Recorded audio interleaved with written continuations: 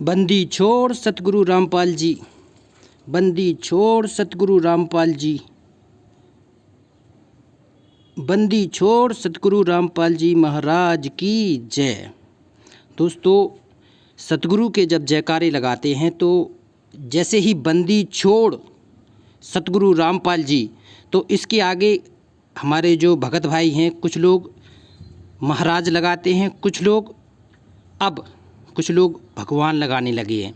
तो दोनों में आपका अंतर्मन, आपका सब कुछ क्लियर हो जाता है कि आप वास्तव में अपने सतगुरु को किस रूप में देखते हैं।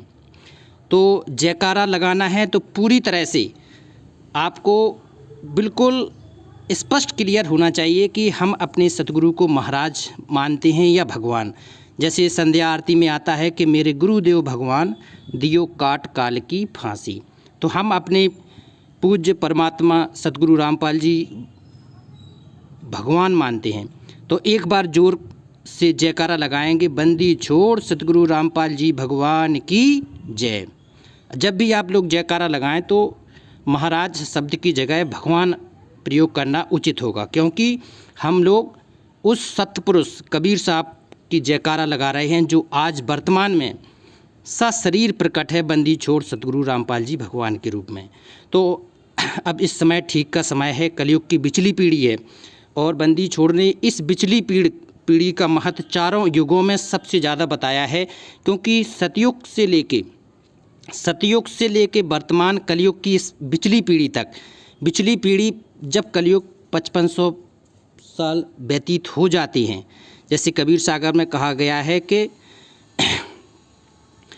जब बीते 5500 पाँचा तब मेरा वचन होगा साँचा। जब कलयुग बीते 5500 पाँचा, तो 5505 साल हो गए हैं 1997 में।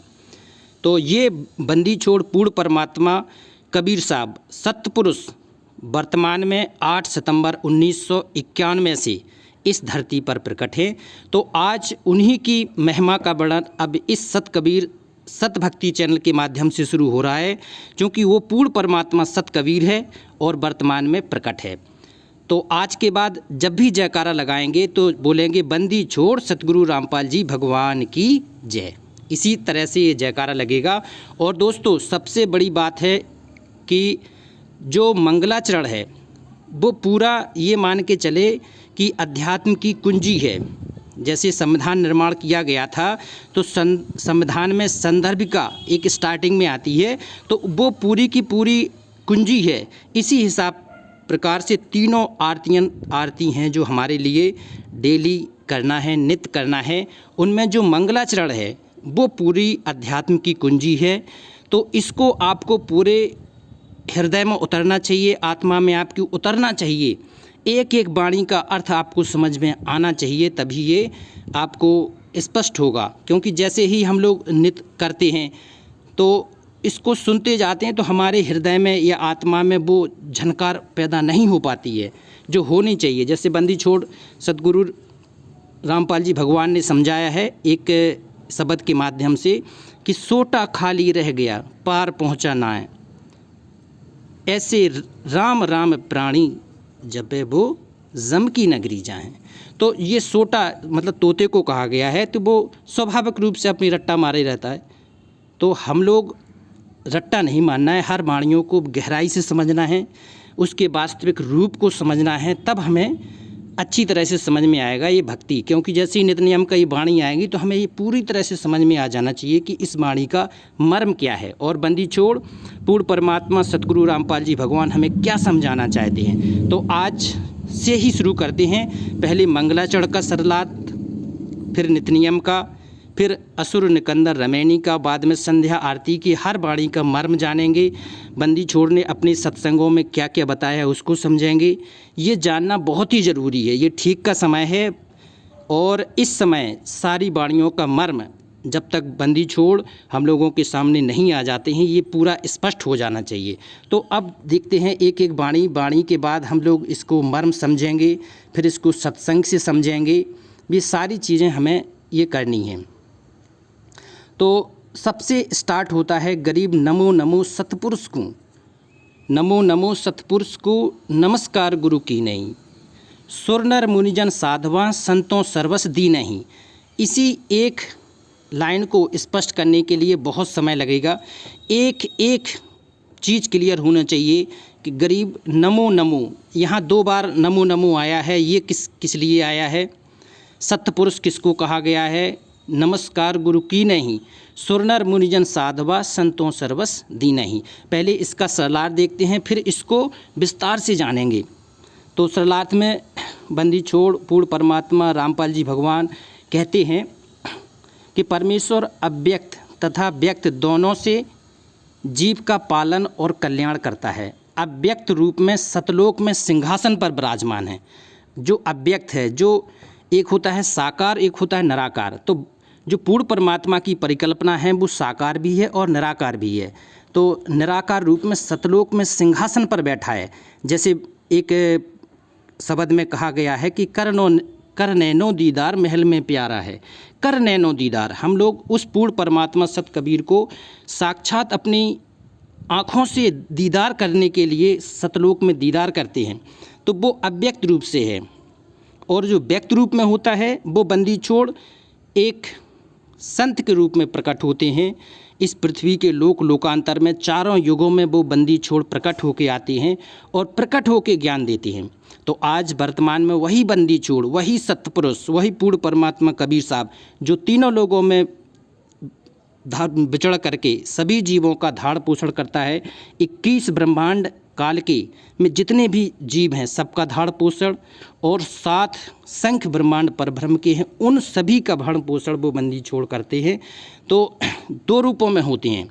एक तो अव्यक्त रूप में सतलोक में सिंहासन पर विराजमान है और दूसरे में वो संत रूप में, आगे देखते हैं, व्यक्ति रूप में पृथ्वी या अन्य लोकों में ऋषि या संत व बाबा जिंदा रूप में प्रकट होता है। प्रत्येक युग में शिशु रूप धारण करके किसी सरोवर में विकसित कमल के फूल पर प्रकट होता है। यहाँ से निसंतान व्यक्ति ले जाते हैं, बड़े होकर परमात्मा तत्व ज्ञान का उपदेश करते हैं तथा सामान्य नागरिक की तरह अपना व्यवसाय करते हैं। इसके साथ साथ भक्ति करके भी दिखाया करते हैं तथा सत्य आध्यात्मिक ज्ञान का भी प्रचार करते हैं। परमेश्वर सामान्य नागरिक की भूमिका करके उदाहरण पेश करते हैं कि भक्त को अपना कर्म भी करना चाहिए तथा भक्ति साधना भी करते रहना चाहिए। यही प्रमाण गीता के अध्याय 3 श्लोक 4 में भी है कि जो व्यक्ति कर्म संन्यास लेकर एकांत स्थल पर बैठकर हट करके दिखाता है वे मिथ्याकारी और ढोंगी होते हैं। ऊपर से आंखें बंद करके भ्रमित करते दिखाई देते हैं, अंत में अन्य चिंतन करते हैं। यदि अर्जुन एक स्थान पर बैठकर कर्म संन्यास लेकर साधना करेगा तो तेरा निर्वाह कैसे होगा। ये काल ब्रह्म समझाता है कि अगर तू एक जगह बैठ के साधना करेगा तो तेरा कैसे निर्वाह होगा। तुझे कर्म करना पड़ेगा, कर्म भी कर, भक्ति भी कर। कर्म संन्यास में कर्म योग श्रेष्ठ है, यही प्रमाण है। परमेश्वर कबीर जी ने अपनी एक वाणी में कहा गया है जो आज हम लोगों के लिए है कि नाम उठत नाम बैठत नाम सोबत जागरे, नाम खाते नाम पीते नाम से ती लागरे। तो ये सहज मार्ग है। बंदी छोड़ ने कहा है कि संतो सहज समाधि भड़ी। सहज क्या होती है कि आप नाम को उठकर बैठकर सो के जाग के खाते पीते कभी भी आप उस नाम को जाप करते हैं, सतनाम का जाप करते हैं तो ये सहज समाधि है। ध्यान हमारा सतलोक में श्रुत निरुत सतलोक में रहती है, तो इससे बहुत महत्वपूर्ण है। यही वेदों में ही प्रमाण है। यजुर्वेद के अध्याय 40 के श्लोक 15 में, मंत्र 15 में कहा गया है कि वायु अनिलम अथ इदम भस्मांतम शरीरम अमृतम। बंदी छोड़ ने भी सत्संग में बताया है। ओम कृत्युम समर, किलबे समर और कृत्युम समर, मतलब ओम मंत्र का जाप है, वो काम करते करते स्मरण करना है, विशेष कसक यानी श्रद्धा से स्मरण करना है। मनुष्य जीवन का मूल कार्य जानकर स्मरण की विधि बताई है कि वायु अनिलम, श्वास बाहर छोड़ें, श्वास अंदर लेते समय अथ प्रारंभ करें, इदम भस्मांतम भस्म समाप्त करें, अर्थात ओम मंत्र के जाप को प्रारंभ करें, श्वास बाहर छोड़ें, अंत करें श्वास अनिलम, और एक मंत्र श्वास को पूरा। ओम का जाप ये बताया है। शरीर के भस्म होने तक स्मरण करें। और ओम से होने वाला अमृतम अमृत यानी ब्रह्मलोक प्राप्त होगा। इसलिए स्वयं परमात्मा क्रियान्वित करके उदाहरण पेश करते हैं, उस समय परमात्मा व्यक्त होते हैं जब ये चीज़ें समझाते हैं। क्योंकि ये ब्रह्म साधना तक की बताया है, जैसे गीता के अध्याय 8 के श्लोक 13 में भी कहा है, ओम इति एकाक्षरम ब्रह्म व्यवहारम माम अनुस्मरण या पर्याति तजम देहम सा याति परमाम गतिम। ये तो विधान है ब्रह्म तक का कि अगर आप ओम का जाप करेंगे लास्ट समय तक तो ब्रह्मलोक चले जाएंगे। ये सतगुरु ने हमें बताया है। बंदी छोड़ ने अपनी सत्संगों में बताया है, हम उतना ही बताएंगे जितना हमें अधिकार है, एक भगत के रूप में, एक दास के रूप में, एक जीव के रूप में। जो बंदी छोड़ ने नहीं बताया है या जो सो करने को नहीं कहा गया है, दास उन शब्दों को बिल्कुल भी प्रयोग नहीं करेगा या उनको छोड़ता जाएगा। क्योंकि कुछ ज्ञान ऐसा है जो आगे के स्टूडेंट्स के लिए है, जो ब्रह्म तक की साधना के लिए बंदी छोड़ ने सत्संग में बताया है कि ओम इति एकाक्षरम। अब जो बंदी छोड़ स्वयं परमात्मा के रूप में प्रकट होता है, वो ओम तत् सत तीनों मंत्रों की साधना देता है।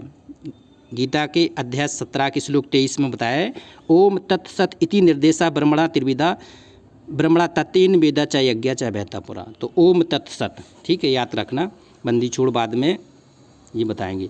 तो नमो नमो कहा है, फिर गुरु जी को नमस्कार करने का प्रावधान बताया है।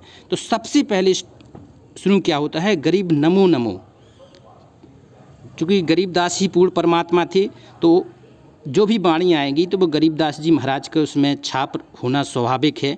लेकिन हमारे लिए अब गरीबदास बंदी छोड़ सतगुरु रामपाल जी महाराज हैं, तो सतगुरु रूप में अब हम लोग बंदी छोड़ को नमो नमो करके हुए ध्यान करेंगे। और ऐसा ध्यान करेंगे कि एक बंदी छोड़ सतलोक में बैठी है और यही बंदी छोड़ हमें ज्ञान दे रहे हैं। तो दो नमो नमो कहने का अर्थ है कि वो पूर्ण परमात्मा व्यक्त भी है, अव्यक्त, साकार भी और निराकार भी है। फिर गुरुजी को नमस्कार करने का प्रावधान बताया है। फिर सुर देवताओं, फिर हम लोग किसको प्रणाम करते हैं, देवताओं को प्रणाम करते हैं। क्योंकि 21 ब्रह्मांड काल के में आपके ब्रह्मा का लोग, विष्णु का लोग, शिव का लोग, गणेश जी का लोग और पितृलोक हैं, जो भी सारे अपने अपने देवलोक हैं, और उन सभी को हम लोग प्रणाम करते हैं, नमस्कार करते हैं। उनकी हमें पूजा नहीं करनी है, लेकिन प्रार्थना करते हैं, उनको नमन होके उनकी आराधना करते हैं कि वो हमारे यज्ञों में सफलता प्राप्त करें, हमें ज्ञान दें, हमें यहाँ से जो उनका ऋण है और उनके ऋण उनका अच्छी तरह से दे सकें, इसलिए उनको हम प्रणाम करते हैं। सुरो जितने भी देवता हैं, 33 करोड़ देवता, सबको प्रणाम करते हैं। नर जितने मनुष्य हैं, मानव शरीर में आज जो भी व्यक्ति हैं, वो हम सभी लोग नमस्कार के योग्य हैं, प्रणाम करना चाहिए उनको। सर्व मानव शरीरधारी प्राणियों का सत्कार करने को कहा है, क्योंकि जिन प्राणियों को मानव शरीर प्राप्त है वे बहुत पुण्यकर्मी है। इस पिछली पीढ़ी में तो बहुत ही ज़्यादा महत्वपूर्ण हैं। आज जिसको भी मनुष्य का जन्म मिला है तो बहुत ही पुण्यकर्मी प्राणी हैं, आप उसको नमस्कार करें, प्रेम से नमस्कार करें। बंदी छोड़ की बहुत ही पुण्य आत्मा हैं, वो चाहे किसी की भी साधना कर रही हो, ब्रह्मा विष्णु महेश, लेकिन हमारे लिए पुण्य आत्मा हैं क्योंकि वो वर्तमान में मनुष्य जीवन में है। तो मानव शरीर प्राप्त करके भी भक्ति करते हैं, वे ऋषि मुनि भगत कहलाते हैं।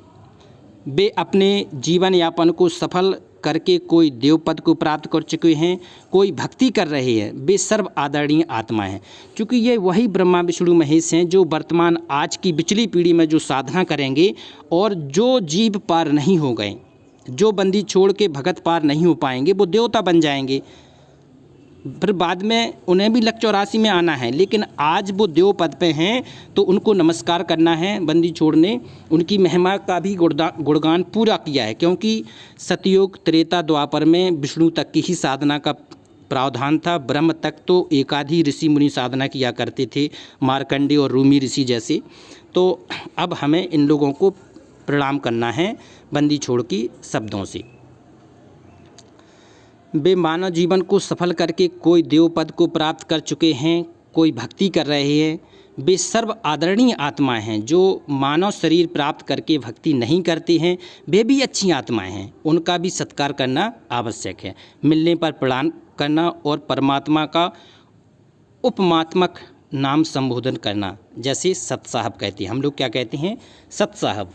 सत साहब वो बंदी छोड़ सत कबीर। जैसे कोई राम राम कहता है तो सामने वाले चाहे भगत भी ना हो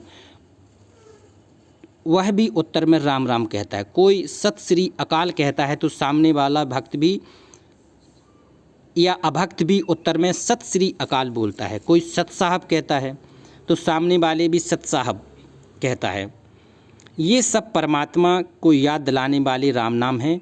कबीर परमेश्वर ने अपनी अपनतमाड़ी में भी कहा है कि कबीर आप राम कह और राम कहावे, और जो मुख राम में उच्चर ता मुख फिर कहावे। तो इसी प्रकार से बंदी छोड़ ने इस प्रथम वाणी में भावार्थ है कि परमेश्वर जी ने बताया कि जो व्यक्ति स्त्री पुरुष मिले तो उसको प्रणाम के साथ परमात्मा का नाम भी बोलें। यदि सामने वाला राम राम नहीं बोला तो फिर बोलें, तब वह सामने वाला अवश्य बोलेगा, कई बार बोलेगा राम राम राम राम। जैसे हम लोग भी क्या करते हैं, सत साहब कहते हैं तो किसी को अच्छा नहीं लगता है, जगत वाला आदमी है, हम लोगों को भी गुंडा समझता है। तो आप लोगों को बड़े आदर नम्र भाव से रहना है। समय विपरीत है, हम लोगों की जो सामाजिक स्थिति है वो किसी तरह से हम लोगों के हमारे ही व्यवहार के कारण हमारा गुरु आज निंदा का पात्र है। तो कोई ऐसा व्यवहार ना करें, अपने जीवन में कोई ऐसा व्यवहार ना करें कि खुद निंदा के पात्र हों और अपने बंदी छोड़ सद्गुरु रामपाल जी भगवान की निंदा के पात्र हों। तो सबसे पहले तो आप व्यवहार सीखें, व्यवहार करना सीखें। जब व्यवहार सही से करेंगे तब शुरुआत होती है भक्ति की, और व्यवहार ही सही नहीं है तो फिर तो तीनों मंत्र लेकर भी व्यर्थ है। जिसको सारनाम भी मिल गया और व्यवहार सही नहीं है, भगवान पर विश्वास ही नहीं है, भगवान को प्रकट ही नहीं मानते हैं। बंदी छोड़ पूर्व परमात्मा कबीर साहब का वो जन्मदिन मनाते हैं मार्च अप्रैल में हैं, जबकि अब होना क्या चाहिए कि जो बंदी छोड़ सतगुरु रामपाल जी महाराज के रूप में वही कबीर साहब हैं, तो हमें 8 सितंबर को ही प्रकट दिवस मनाना चाहिए। क्योंकि सारी क्रियाएं जब तक अपने गुरु को ही परमात्मा मान के क्रियाएं नहीं करेंगे तो बंदी छोड़ भी हमसे प्रसन्न नहीं होगा। आने वाला समय भी विकट है, स्थितियाँ भविष्यवाणियाँ हमारे महापुरुषों ने कर दी हैं, चाहे तो नास्त्राडोमस हो, चाहे जय गुरुदेव नाम प्रभु का इन संतों उनकी वाणियों में स्पष्ट वर्तमान की स्थिति बताई गई है। तो आप लोग संभल कर रहें, ठीक है। अब जो व्यक्ति भक्ति नहीं करता वह अपना मानव जीवन व्यर्थ कर रहा है, फिर भी पूर्व के पुण्यों के कारण, पूर्व की भक्ति के कारण अच्छी आत्मा है और आदर का अधिकारी। इसलिए वाणी नंबर 1 में सुर नर मुनिजन साधमा संतों सर्वस दीनी। तो सबको प्रणाम करना है, सुर चाहे देवता हो, मनुष्य हो, मुनिजन और चाहे साधु हैं, संत हैं, सबको आदर से आपको हाथ जोड़ के प्रणाम करना है, सिर को भी झुकाना है, नमन करना है। तो ये सत्कार जरूरी है। अगर ये सत्कार नहीं करेंगे तो वो बंदी छोड़ भी हमसे प्रसन्न नहीं होगा। इसकी वाणी का दूसरा नेक्स्ट वीडियो में आएगा। पहले यह मंगलाचरण की सारी वाणियों का सरलार्थ होगा, क्योंकि जब तक ये वाणियों का मर्म क्लियर नहीं होगा तब तक भक्ति में भी मन नहीं लगेगा और वो आध्यात्मिकता जो होनी चाहिए वो भी समझ में नहीं आएगी। तो नेक्स्ट वीडियो में इसका नेक्स्ट पार्ट भी आएगा।